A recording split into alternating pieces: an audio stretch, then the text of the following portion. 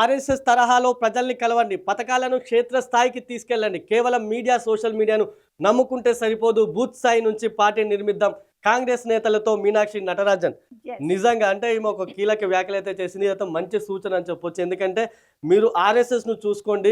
హర్యానా కానీ మహారాష్ట్ర ఎన్నికల్లో బీజేపీ గెలిచిందంటే దాని వెనుక కేవలం ఆర్ఎస్ఎస్ పనితనం అని చెప్పొచ్చు. ఆర్ఎస్ఎస్ వల్లే అక్కడ బీజేపీ, ఎందుకంటే హర్యానాలో అప్పటికే 2 సార్లు బీజేపీ అధికారంలో ఉన్నది.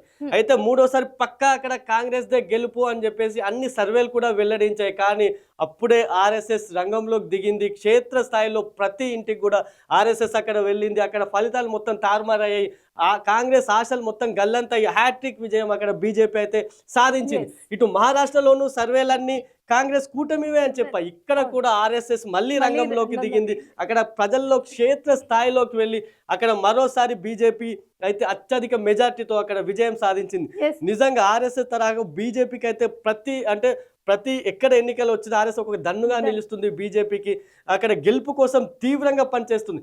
ఆర్ఎస్ఎస్ ఏం క్షేత్ర ఎక్కడైతే పైన కాకుండా కింది స్థాయికి వెళ్తుంది. ప్రజలు అంటే ప్రతి ఇంటికి వెళ్ళి ఆర్ఎస్ఎస్ అక్కడ ఓట్లను కొలగొట్టే ప్రయత్నం చేస్తుంది. వాళ్ళకు ప్రభుత్వ కేంద్రం ఏవైతే ప్రాజెక్టులు చేపట్టిందో అన్నిటిని వివరిస్తూ ఓటు ఎందుకు వేయాలి బీజేపీకి అని పక్కాగా వివరిస్తూ క్షేత్ర స్థాయిలోకి వెళ్తుంది. ఎప్పుడైనా సరే కింద పునాది బలంగా ఉంటే పైన ఆటోమేటిక్ గా సేమ్ ఆర్ఎస్ఎస్ పనితనం కూడా అట్లనే ఉంటుంది. కింద పునాది బలంగా వేస్తుంది, ఆటోమేటిక్ ఫలితాలు కూడా అదే విధంగా ఉంటాయి. మనం దీనికి నిదర్శనమే మనం హర్యానా మహారాష్ట్ర ఎన్నికలని చెప్పొచ్చు. ఇప్పుడు ఇక మీనాక్షి నటరాజన్ కూడా నిజంగా ఆర్ఎస్ఎస్ ను ఓవైపు రాహుల్ గాంధీ వంటి వారు దాని ఒక ఉగ్రవాద సంస్థగా నిందలు వేస్తున్న పరిస్థితిలో మీనాక్షి నటరాజన్ మాత్రం మనం ఆర్ఎస్ఎస్ లాగే మనం కూడా పనిచేయాలని చెప్తున్నారు కాంగ్రెస్ నేతలకు. మీనాక్షి నటరాజన్ కంచ గచ్చిబౌలి విషయంలో కానీ ఏదైనా కాంగ్రెస్ నేతలు చేస్తున్న వాళ్ళ మధ్యలో విమర్శలు ఒకరినొకరు చేసుకుంటున్నప్పుడు కూడా తను స్టాండ్ తీసుకొని ప్రభుత్వాన్ని ఉన్న టీం మధ్యలో ఒక ఇదినైతే తేజస్నైతే ఆమె ఒక నిఖార్సైన నేత. మనం ఇక్కడ మీనాక్షి నటరాజన్ గురించి చెప్పుకోవచ్చు. మీనాక్షి నటరాజన్ ఆమె ఒక మాజీ ఎంపీ, మధ్యప్రదేశ్ సంబంధించి మాజీ ఎంపీ. కానీ ఆమె ఎప్పుడు వచ్చినా కూడా ఓన్లీ ఆమె మాజీ ఎంపీ హోదాకి ఏదైతే ప్రభుత్వ గెస్ట్ హౌస్ లో ఉంటుందో అక్కడే ఆమె స్టే చేస్తుంది.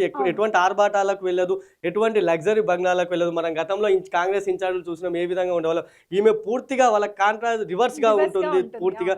అంతేకాకుండా ఏం చేయాలి, ఎందుకు అంటే ప్రజలు అంటే ఎటువంటి ఒప్పందాల మిగతా వాటికి ఎటువంటి లంచాలు అటువంటి వాటి వైపు లంచాలు అటువంటి వాటి వైపుకు వెళ్లకుండా కేవలం పార్టీ కోసమే తన పనితం. అంటే పార్టీ ఏం చెప్పిందో పార్టీ అదే పని మాత్రం అని చేస్తుంది. కానీ ఇక్కడ మీనాక్షి నటరాజన్ సంబంధించి చూసుకుంటే చాలా మంది కాంగ్రెస్ పెద్దలకు, రాష్ట్ర స్థాయి పెద్దలకు మాత్రం ఇదంతా ఆమె వ్యవహార శైలి అయితే అంతా రుచించడం లేదు.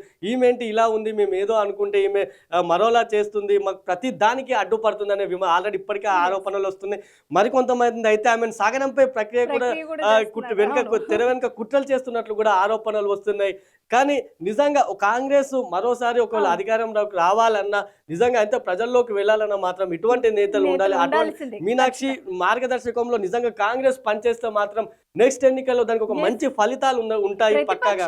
ఏదైతే వస్తున్నాయో ఆ మాటలకి దీటుగా తను పార్టీలో తేజస్ చేయడానికి సైలెంట్ గా తన పని చేసుకుంటూ పోతుంది. కానీ నిజంగా అప్పటి వరకు ఈమెను ఉండనిస్తారా అనేది మాత్రం ఇక్కడ చూడాలి.